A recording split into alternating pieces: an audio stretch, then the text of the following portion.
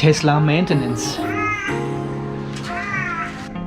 Okay, so we are almost good to go. We've got 90%, 5 minutes to charge to 90%. Harvey Bay, there's Harvey Bay. That's where we are. So we will have tailwind all the way. Wow, this saves us. This is amazing because we've got tailwind on our way to our destination. We are saving 11% of energy. 11%. That is insane, right? Now when I put in that we have wet roads, because, well, we have wet roads, we will lose 4% though. So we gain 11% with the wind, but we lose 4% because of the rain. Still a gain. All right, so car is now fully charged to 90%.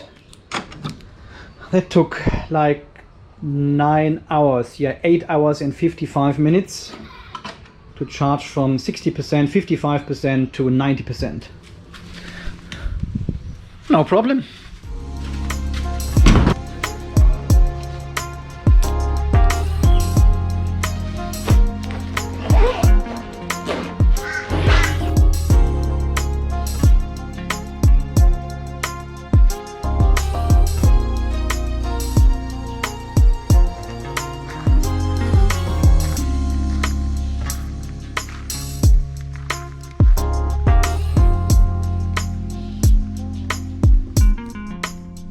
Well guys, we finally made it after 406 kilometers.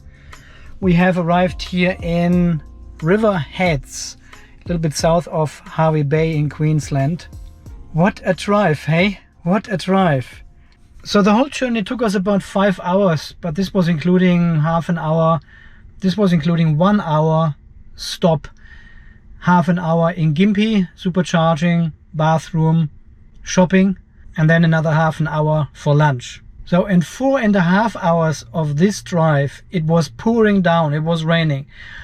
It already rained when we left home, and it only got worse. The wipers were on all the time. But even during this very, very heavy rain, the autopilot had no problem driving the car. I could not see anything at all anymore, but the car was just driving fine. It did not beep once at me to put my hands back on the steering wheel to take over or to alarm me that it couldn't find the way anymore. It could always see very clearly the road ahead, even, I mean, how can you see anything here, right? Yeah guys, and now we have arrived. So this is the consumption, 137 watt hours per kilometer on a 406 kilometer trip. That is a bit higher than expected, but again, we had 4 hours of driving in the rain, so you have higher consumption in the rain, of course. At the beginning, I wasn't quite sure if we should go for Gympie for the supercharger or if we should charge before that, because the car predicted we have only 9% left of the battery. And you probably remember the better route planning from yesterday when it predicted we had 26% left. We should arrive with 26% at the supercharger. Well, this did not occur because the wind wasn't there, which was predicted to push us a little bit, and then the heavy rain, more consumption, definitely. So 9%, and I said, well, 9%, this is about 60, 70 kilometers, should be totally fine. But just to be on the safe side, we've got another 50 kilowatt charger not too far away. We could always stop there and just charge a little bit to make it safely to the supercharger. But we decided not to do that. When we were close to the exit to the 50 kilowatt charger, we looked at it again, and the prediction was then up to 15%. And 15% is, I mean, this is super. Yeah, supercharging, we arrived at the supercharger with 16%, plugged it in, went shopping, bathroom, and then came back and the car was charged to 88%, far more than we actually needed. So we just continued our journey here to River's Heads, and now we have arrived with 40% state of charge. Well, and now we have to find out where we can plug in here at the holiday destination. Okay, let's have a look. So there's the aircon. There's some cables there. Oh, look at this. There's an extension cable. Here's a plug. I think people coming here with their four-wheel drives to go to Fraser Island or to go down to the river here, fishing and everything, and they've got their campers and everything here, and they just recharge their batteries, whatever. Little Skippy is still there, watching me. And this is potentially what this plug is for, you know. So then they can trickle charge their batteries and ever. Here's a power point up there. Okay, I will probably plug in over there so I can. Yeah, if I back in the car here, I've got enough cable. Well, the UMC has 7-meter cable, so this should be fine from the charge port up there. So I can plug it in overnight and trickle charge it on 8 amps. Totally enough.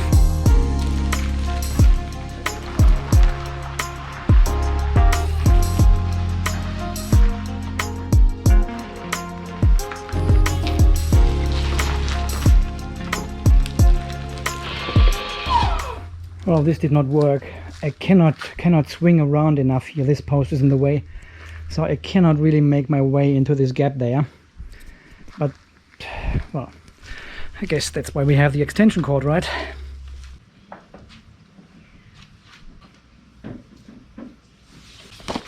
Alright, and now we have to find the 10 amp plug. This is this one.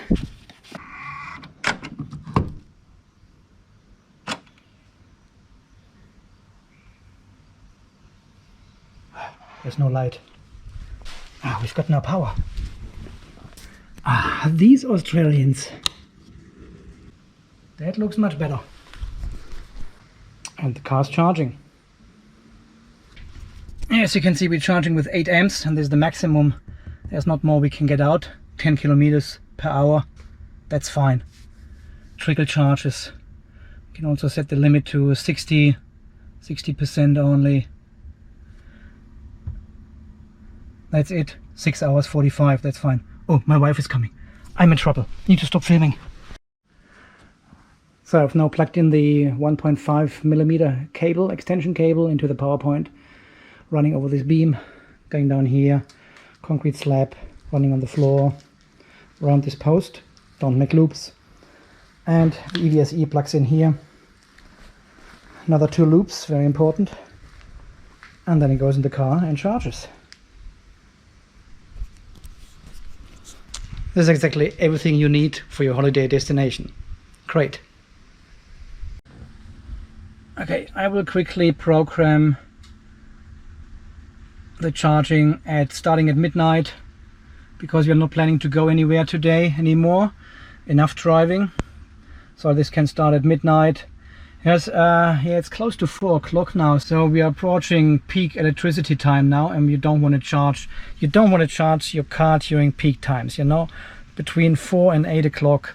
Possibly not, unless it's 100% necessary. You're on an emergency or something, you need to charge, well, then there's no other way. But apart from that, stay away from this time charging your car. And there is something else I want to show you here. The SuperCharger in Gympie. You got the charging fees. They are 52 cents per kilowatt hour, and also $1.30 per minute if you idle. So being plugged in but not charging, $1.30 they charge you. Well, and the last charging we did in Gympie here would have cost me $18.20, but 10,000 free SuperCharger kilometers still. 0.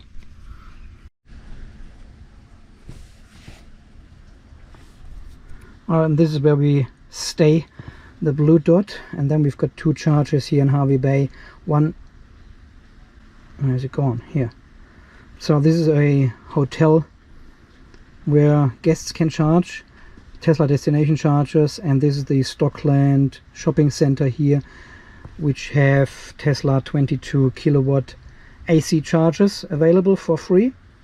So we will explore this charger here in the next couple of days and see how this works. But at the moment this charging solution is totally appropriate, totally fine. I'm really surprised how clean the car got after all this rain. There are only a few bugs here, but overall it looks pretty clean. It is much better than before. Far better.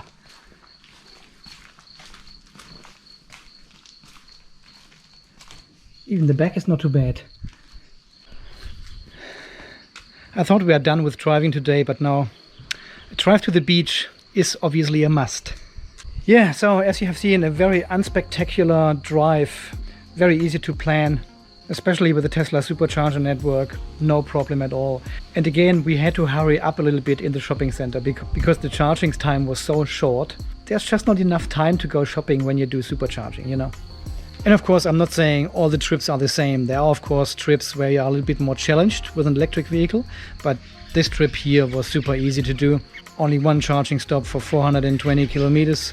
And again, I think the Standard Range Plus range is totally enough for 99.99% of your trips.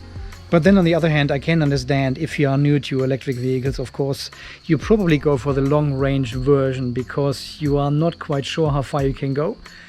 But you know, for me, driven the PHEV for years, I knew exactly how to drive this car here and what range I could expect from the Standard Range Plus. So for me, it was totally the right decision to go Standard Range Plus and not long range. Okay guys, so far this video from today, just a quick travel vlog. And this is Andy from Unplugged EV Australia signing off. You stay charged and we will see us again in the next video very soon. Thanks guys, see you then, bye bye.